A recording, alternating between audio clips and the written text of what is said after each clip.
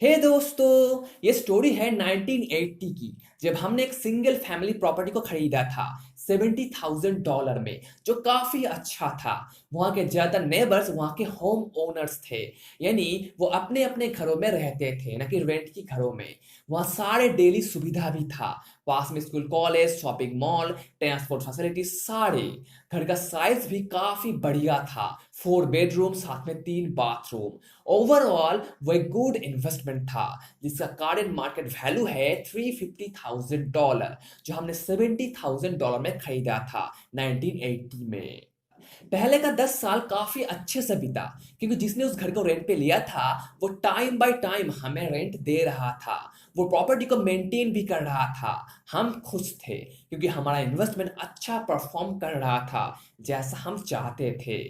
पर फिर वो कमीना आया, द प्रॉब्लम रेंटर, जिसको हमने वो घर भाड़े पे दिया था सेकेंड टाइम, क्योंकि हमारा वो पहला टेनेंट वहां से जा चुका था। तो हमने उसे वो घर भाड़े पे दे दिया, और वो कमीना उस इन्वेस्टमेंट को पूरी तरीके से बर्बाद कर दिया। मुझे बहुत बड़ा लॉस झेलना पड़ा, अबाउट $110,000 का, जो कि हमने $70,000 में खरीदा था। तो अब सोच सकते हो कि ये कांटा हमें कितना चुभा। फिर 2004 में हमने उसे लात मार के वहां से निकाल दिया। वो एक टेरिबल टेरिबल मिस्टेक था, जिसके बारे में हम ज्यादा बात नहीं करना चाहते। वो एक टेरिबल मिस्टेक था।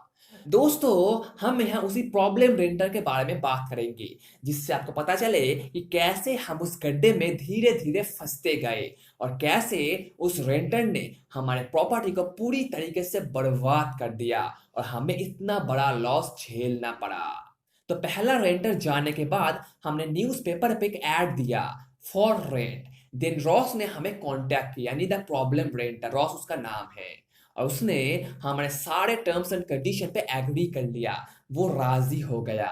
हमने उसके ऊपर थोड़ा बैकग्राउंड चेक भी किया, और पता लगाया कि उसने रिसेंटली बैंक्रप्सी फाइल कर दिया है, और उसका भाई जेल में है। उसके 2 बच्चे थे, जिन्हें ये रॉस संभाल रहा था, साथ में उसके खुद के 2 बच्चे भी। इसीलिए उसे एक बड़ा स्पेस चाहिए था। हमने ये भी देखा कि ये लोग चर्च में भी जाते थे, अच्छे बिहेव भी करते थे। देख के लग रहा था कि वो एक जेंटलमैन है, और हमें ऐसी एक टीनेट की जरूरत है। इन सब को देखने के बाद हम कन्विंस्ड हो गए, और उसे वो घर भाड़े पे दे दिया, जो कि बड़ा मिस्टेक था, बड़ा मिस्टेक था। फर्स्ट उसका डिपॉजिट चेक बाउंस कर गया, और वो हमें स्टोरी सुनाने लगा, जो कि हमेशा होता है। लोगों के पास एक कन्विंसिंग इमोशनल स्टोरी हमेशा होता है ऐसे सिचुएशन पे। हम उसकी स्टोरीज पे विश्वास करने लगा, और उसे वहां रहने दिया, क्योंकि मैं उसे वहां से निकालना नहीं चाहता था। उसके पास 4 छोटे छोटे बच्चे थे, तो मैं थोड़ा इमोशनल हो गया और उसे वहां रहने दिया, जिससे ऑब्वियसली हमें टाइम पे रेंट नहीं मिला। वो हमेशा लेट आता था, पर तब भी वो रेंट देता था। पर हमें उस चीज से उतना दिक्कत नहीं था। हम जब भी उस घर में जाते थे, तो वो घर हमें साफ सुथरा मिलता था, खुशबूदार मिलता था, जिससे हमें वो बंदा ठीक ठाक ही लगा। रेंट देने में थोड़ा देर कर रहा है, बट इट्स ओके। हमने अपने आप को कन्विंस कर लिया, इट्स ओके। नाउ अब आप ये समझ सकते हो कि रेंट वहां का मेन फैक्टर नहीं रहा। वहां का मेन फैक्टर बन गया था हमारा इमोशनल अटैचमेंट। फिर धीरे धीरे वो रेंट देने में लेट करने लगा, और लेट करने लगा। रेंट ड्यू पे चल रहा था, और फिर उसने रेंट देना बंद ही कर दिया, जो कि अबाउट $780 था हर महीने। उसने डिपॉजिट भी नहीं दिया था, जो कि अबाउट $50,000 था, यानी पूरे 19 मंथ्स का रेंट। बस यही नहीं, वो रॉस एक हैंडीमैन भी था, यानी कारपेंटर। उसने बिना परमिशन के ही उस घर में कारपेंटिंग का काम करने लगा, और लैंडस्केपिंग का भी, जिससे वो घर तहस नहस हो गया था। साथ में उसने आसपास के नेबर्स की जगह को भी डैमेज कर दिया था, उसकी उस प्रोजेक्ट की वजह से। उसने बैकयार्ड को और फ्रंट यार्ड को कंप्लीटली चेंज कर दिया था। दरवाजे को वहां से हटा दिया था, किचन की प्लाईवुड को निकाल दिया था, गैरेज को बड़ा कर दिया था अपने मुताबिक, घर के दीवार को बिगाड़ दिया था, कारपेट को निकाल दिया था वहां कारपेटिंग का काम करने के लिए, पेंट को डैमेज कर दिया था, शावर को चेंज कर दिया था, और भी बहुत सारे उसने बहुत बड़ा डैमेज कर दिया था पूरे प्रॉपर्टी के ऊपर। पूरे घर को उसने तहस नहस कर डाला था विदाउट एनी रिटन परमिशन। कोई भी रिटन परमिशन के बिना ही उसने ये सब किया था। जब हमको इसके बारे में पता लगा तो हम बहुत गुस्सा हो गए, पर हम उसे वहां से निकाल नहीं पाए। चाहे इमोशनल अटैचमेंट कह लो या फिर हमारा नरम दिल, हम उसे वहां से निकालने में असमर्थ रहे। वो वहां डटे रहा।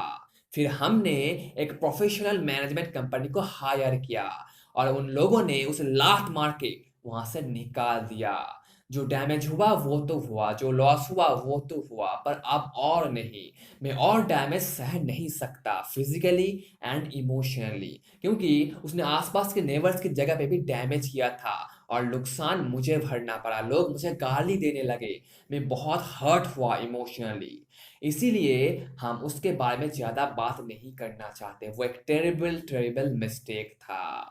फिर उसे ठीक करने के लिए हमने 2 कॉन्ट्रैक्टर को काम पे लगाया, जिसके 5 लोग डेली 6 से 8 घंटे काम करके उसे ठीक किया, जो अब और 3 महीने तक चला। हमारे रिटायरमेंट का सुनहरा 3 महीने उसमें वेस्ट हो गया। प्लस हमें ढेर सारा पैसा खर्च करना पड़ा उसे सही करने के लिए, उसे रहने लायक बनाने के लिए। वो एक टेरिबल टेरिबल मिस्टेक था, वो बहुत बड़ा मिस्टेक था। सो दोस्तों, हमें स्टोरी से क्या सीख मिला कि हमें हमेशा कंप्लीट बैकग्राउंड चेक करना होगा। रेंटर कोई भी हो, बैकग्राउंड चेक करना ही होगा। उसमें कोई भी कंप्रोमाइज नहीं होना चाहिए। No compromise. इमोशन को घर पे छोड़ आना, चाहे कितना भी इमोशनल पर्सन क्यों ना हो, उसे घर पे ही रखना। लीगल रूल्स के हिसाब से चलना।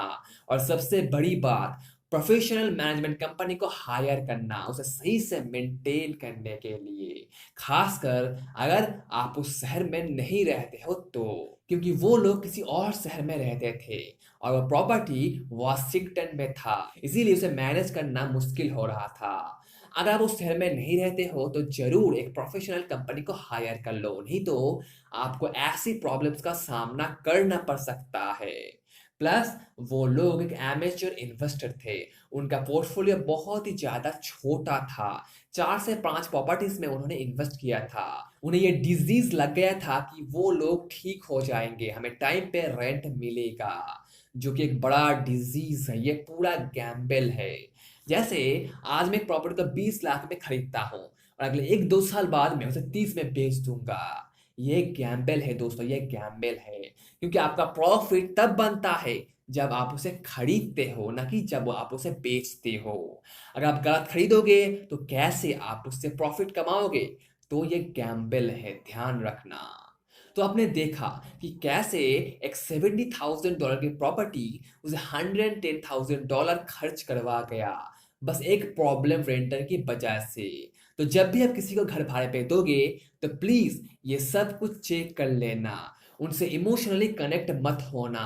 प्रोफेशनल मैनेजर को हायर करना, तभी आपको सही टाइम पे रेंट मिलता रहेगा और आपका प्रॉपर्टी प्रोटेक्टेड भी रहेगा। दोस्तों, ये स्टोरी केन मैकएलरॉय के एक फैमिली मेंबर की है, जो उन्होंने इस बुक में शेयर किया है। आई होप ये वीडियो आपको आगे जाके बहुत बड़ा हेल्प करेगा। नेक्स्ट वीडियो मैं किस पे बनाऊं, आप मुझे कमेंट में बता सकते हो। अगर इस वीडियो में कोई क्वेश्चन है तो जरूर पूछना। वीडियो को लाइक कर दो और अपने रेंटर दोस्तों के साथ शेयर कर दो, जो भी रेंटिंग में इन्वेस्ट करना चाहते हैं, जिससे वो ऐसी सिचुएशन से बच सके। तो चलो मिलते हैं अगले वीडियो में, तब तक take care and be safe.